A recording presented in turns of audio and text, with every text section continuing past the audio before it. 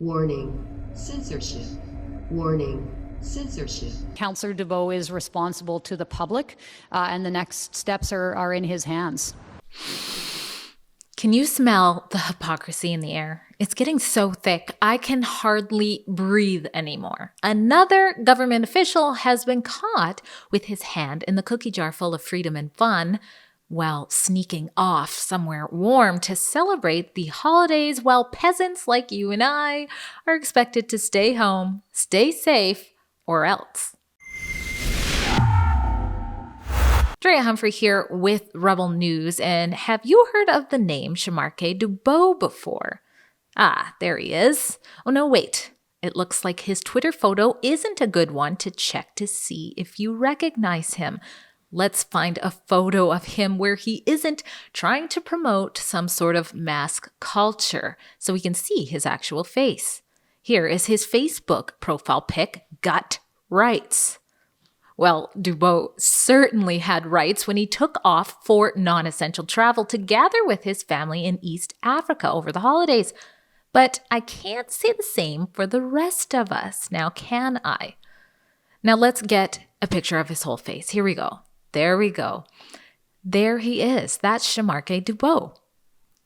Now, he is one of the newest members of the fastest growing political group. You know, the one full of bureaucrats that we pay to pretend they believe we are experiencing a pandemic that's worthy enough to inflict what everyone would have considered psychological torture on our citizens just this time last year, and that is to force healthy and asymptomatic Canadians to isolate from the people they love and care about, especially when it's supposed to be the most wonderful time of the year.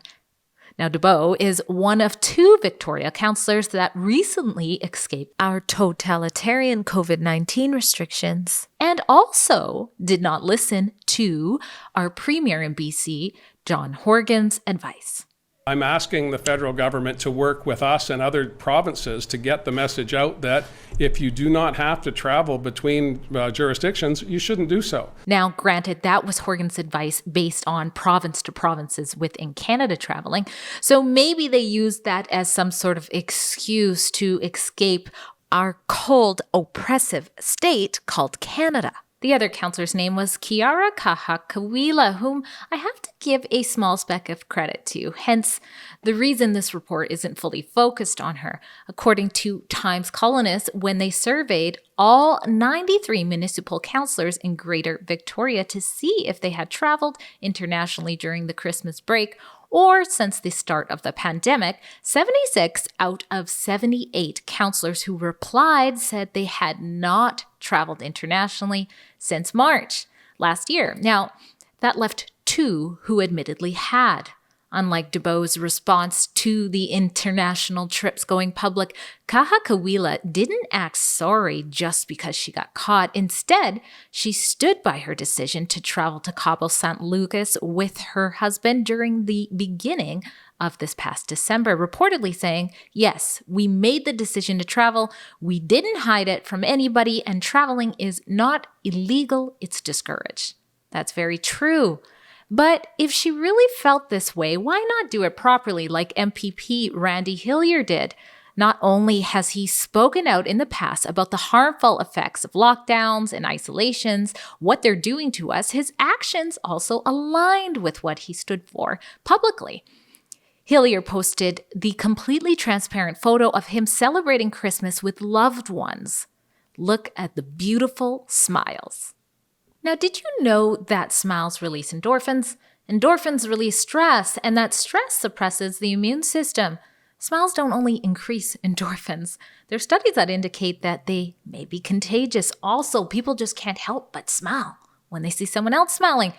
You know, I bet the only thing that was contagious in this particular gathering we're looking at was those bright and healthy smiles. Now, I'm totally off topic. Hillier later tweeted that he will always remain free. It is my life to enjoy, not at the whim or discretion of others. It is my home to welcome those I choose. Never will the government determine who I can welcome into my home. It is mine, not theirs. Imagine if all of our politicians were that transparent. Less Dubows and more Hilliers, I say. Now, Dubow's response to getting caught using non-essential travel to gather with his family over the holidays was much more shameful. Dubow posted a woe is me excuse for his sense of entitlement that is sure to pull the heartstrings of those who can't recognize manipulation when it smacks them in the face. Let's read some of it. I made the poor choice to travel outside of the country over these past holidays. I apologize to my constituents. He goes on to claim he adhered to public health guidelines while away. We don't know if that's true. Maybe it is. I'm not sure. He says, I am now in quarantine for 14 days at a hotel in Vancouver. Well, there's no surprise there. You got busted. Okay, you got busted. Of course, you're following all of the protocol now. But anyways, it gets worse. Listen to this. I had been planning and saving for this trip for years and returned back for the first time since I fled the civil war in Somalia in 1992 as a child. I saw family members I hadn't seen in more than 3 decades. Again, that smell. Now, does Dubow really think it's smart to play cards like that? Like, he's the only one who saved and planned for a trip that fell on the date of the declared pandemic and they weren't able to go or they chose to. Like, it's not exclusive to you, Dubow. And what makes Dubow so entitled? Canada is always welcoming refugees into our country. In fact, according to the BBC, in 2018, Canada resettled more refugees than any other country. Does he not think that any of them would like to see their families elsewhere right now? Look at this comment replying to his letter on Facebook from a man with the name Stuart East.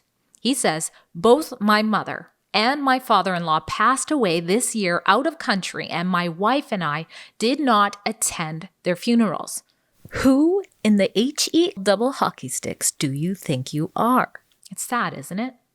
And it gets worse than that. Dubow claimed he hadn't been back since 1992 in his apology, but people were quick to remind him that his social media says otherwise. On Twitter, some account named Dopamine Poppy points out that on one of Dubow's TikTok posts from 2020, Dubow shows himself after he says he was hiking up and down in Rwanda's Volcanoes National Park last year. So that would have been 2019.